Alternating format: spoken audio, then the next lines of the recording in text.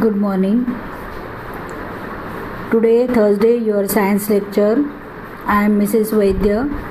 Today, we are going to start your sixth chapter, that is classification of plants, which includes kingdom Plantae, subkingdom Gymnosperm, subkingdom Angiosperm. Now, you can see the recall, that is living organism classified in this way. See here the chart is given.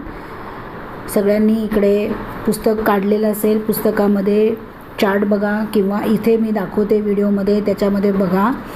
Living organism divided into प्रोकॅरिओटिक म्हणजे ज्यांच्यामध्ये sale पूर्णपणे किंवा organelles पूर्णपणे develop झालेले नसतात, त्याचा आहे Monera.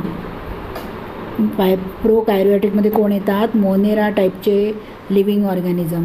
यूकॅरिओटिक म्हणजे ज्यांच्यामध्ये ऑर्गॅनल्स डेव्हलप झालेले असतात, त्याचे दोन भाग पडतात, युनिसेल्युलर अँड मल्टीसेल्युलर. युनिसेल्युलरमध्ये प्रोटोइस्टा अँड मल्टीसेल्युलरमध्ये with cell wall, without cell wall. With cell वॉलमध्ये ऑटोट्रॉप्स, प्लांटे, हेटेरोट्रॉप्स, फंगी. आणि विदाऊट सेल वॉलमध्ये ॲनिमल्स येतात.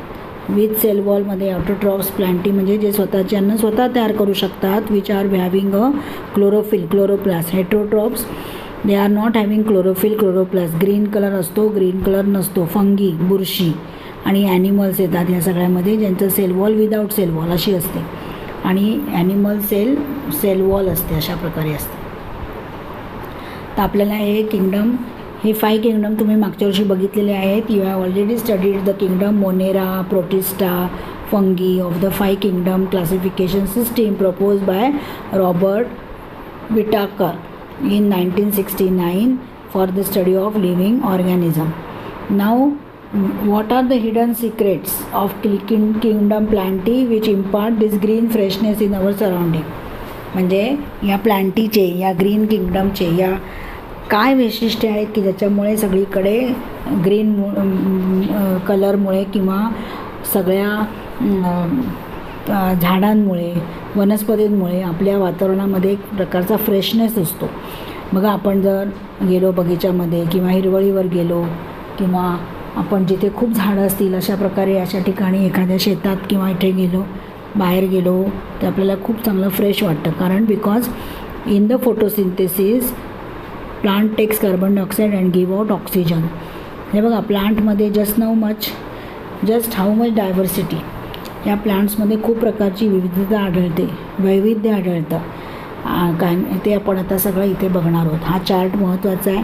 हा चार्ट तुम्ही वहीमध्ये लिहायचा आहे. हा चार्ट वहीमध्ये लिहायचा आहे. तुम्ही write down in the notebook.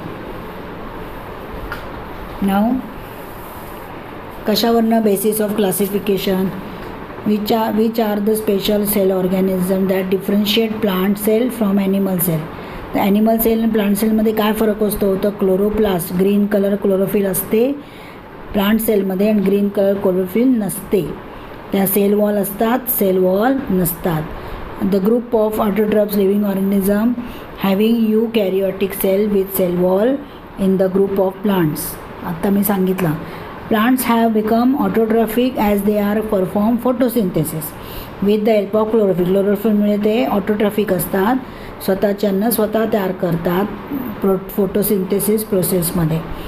Living organism of kingdom plantae are main source of food for all other living. सगळ्यांसाठी प्लांट किंगडम हे लिव्हिंग फूडचा सोर्स आहे. आपण पण फ्रूट्स, भाज्या हे झाडांपासून खातो. एखादे मांस, मच्छी जे खात असेल ते पण जे प्राणी खातात ते सुद्धा कशावर जगतात? झाडांवर. त्यामुळे मेन सोर्स काय आहे? तर प्लांट हा मेन सोर्स आहे फूडचा. आता बेसिस ऑफ क्लासिफिकेशन काय असतं यांच्यामध्ये वर्गीकरणाचं? तर presence and absence of the organs. कुठले ऑर्गन्स प्रेझेंट आहेत, कुठले ऑर्गन ॲब्सेंट आहेत, त्याच्यावरती क्लासिफिकेशन अवलंबून असते. जसे कंडक्टिंग टिश्यू, झायलेम आणि फ्लोएम. कंडक्टिंग टिश्यू जसे आपल्या शरीरामध्ये वेन्स असतात, धमन्या असतात, आपलं रक्त शरीरामध्ये सगळीकडे वाहतं किंवा सगळ्या सेलला पुरलं जातं, तसंच याच्याकडे कंडक्टिंग टिश्यू म्हणजे पाईप असतात, पाईपलाईनसारखे असतात. झायलेम, फ्लोएम. पाणी आणि मिनरल्स अँड सॉल्ट्स झाडांच्या इतर भागांना पुरवण्यासाठी. त्याच्या प्रेझेन्स आणि ॲब्सेंटवरनं क्लासिफिकेशन केलं जातं. शिवाय do the plants bear seeds आहे का नाही आहेत, किंवा सीड्स एन्क्लोज्ड आहेत का फ्रूटमध्ये किंवा नाही आहेत, हा पण एक क्लासिफिकेशनचा क्रायटेरिया आहे. Plants are group depending upon the number of cotyledons, म्हणजे फ्रूट्समध्ये किती कॉटिलेडॉन्स आहेत, फ्रूट्समध्ये नव्हे सीड्समध्ये किती कॉटिलेडॉन म्हणजे किती दलं आहेत, मोनोकॉटिलेडॉन आहेत की डायकॉटिलेडॉन्स आहेत, त्याच्यावर सुद्धा क्लासिफिकेशन केलेले असते. ॲट हायर लेवल आणखी मोठ्या वनस्पतींमध्ये प्लांट क्लासिफाय डिफरंट कॅरेक्टरिस्टिक्स, जसे like depending upon the absence presence of flowers fruits and seeds, म्हणजे फ्लॉवर्स आहेत का, फ्रूट्स आहेत का, सीड्स आहेत का प्लांटला, त्याच्यावर सुद्धा क्लासिफिकेशन. आणि मग असतील फुलं तर क्रिप्टोगॅम्स फेनोरोगॅम्स, म्हणजे क्रिप्टोगॅम्स फुलं न येणारी, फेनोरोगॅम्स फुलं येणारी. Depending upon the weather seeds, म्हणजे बिया ह्या फ्रूट्समध्ये आहेत का बाहेर आहेत, नेकेड आहेत, अशा प्रकारे. Phanerogams are classified as a gymnosperm into gymnosperms and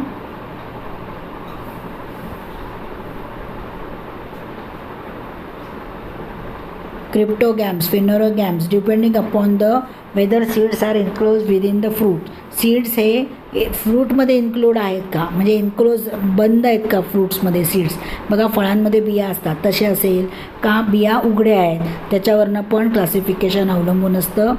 gymnosperm आणि अँजिओस्पर्म. जिम्नोस्पर्म म्हणजे ओपन उघडे असतात, अँजिओस्पर्म फ्रूटमध्ये असतात. Angiosperms are further classified monocots, आत्ता मी सांगितलं monocotyledon dicotyledon, depending upon the cotyledons of the fruits inside seeds inside the fruit.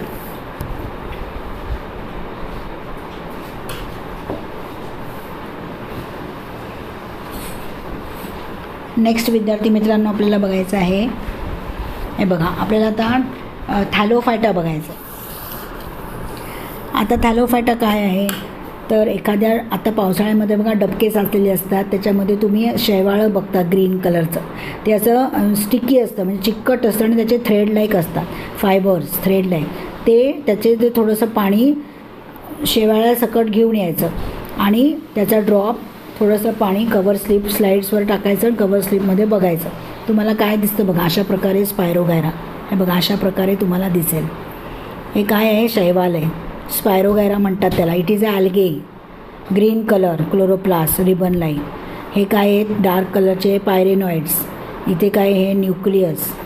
ही काय बघा plant cell wall, spirogyra, spiral chloroplast, असं स्पायरली म्हणजे असे पट्ट्या गोल गोल झालेल्या आहेत ना त्या.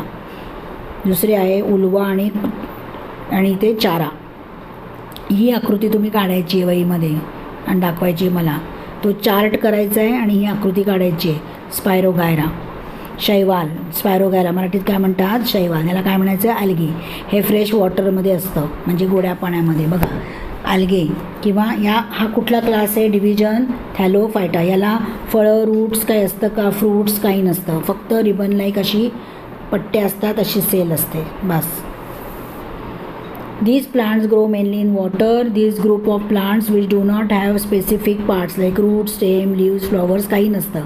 But they are having autotrophic, कारण त्यांच्यामध्ये क्लोरोप्लास्ट असतं म्हणून ते ऑटोट्रॉफिक असतात. क्लोरोफिल त्याला काय म्हणायचं, ॲल्गे.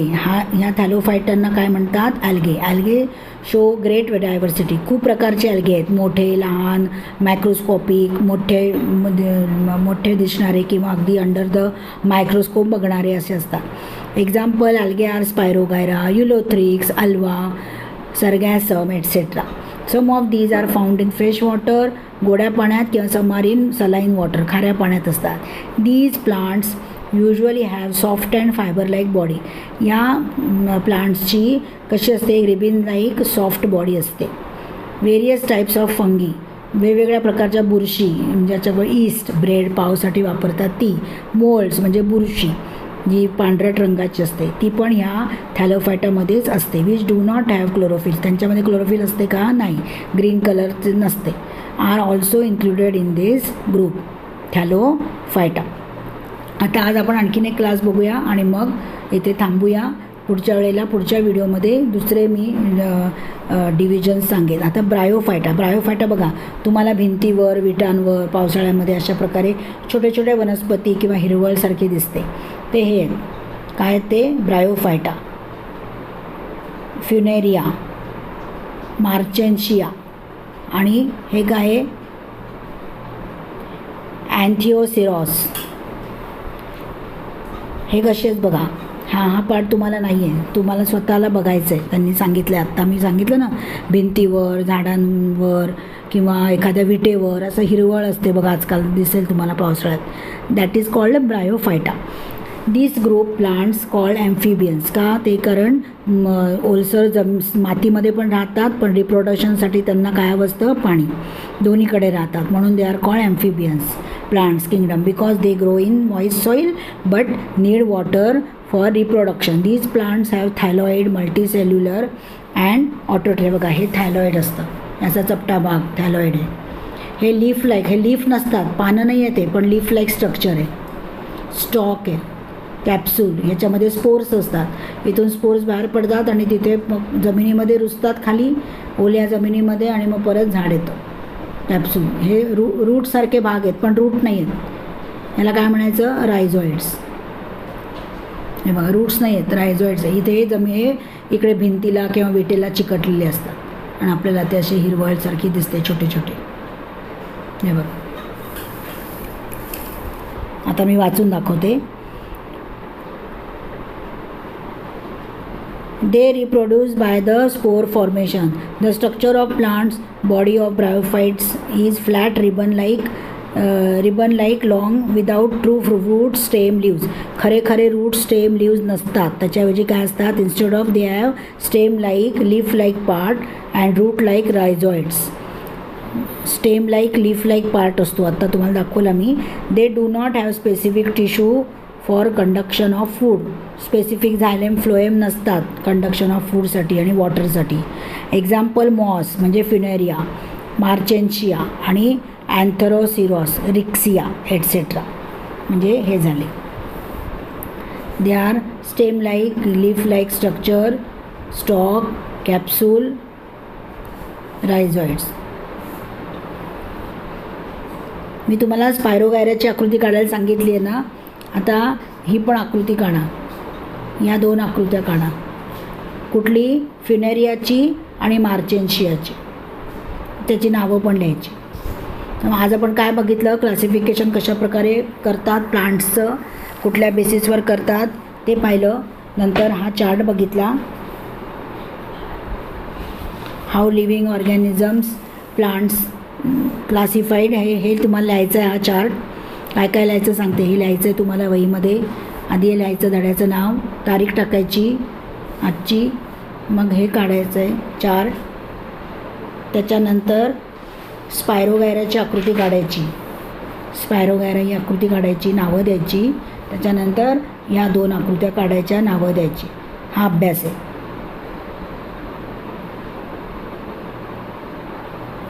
त्यामुळे आत्ता आपण इथे थांबतो आहे. पुढचं हे सगळं आपण पुढच्या लेक्चरमध्ये मी व्हिडिओ करेन आणि पाठवेन पुढच्या शुक्रवारी.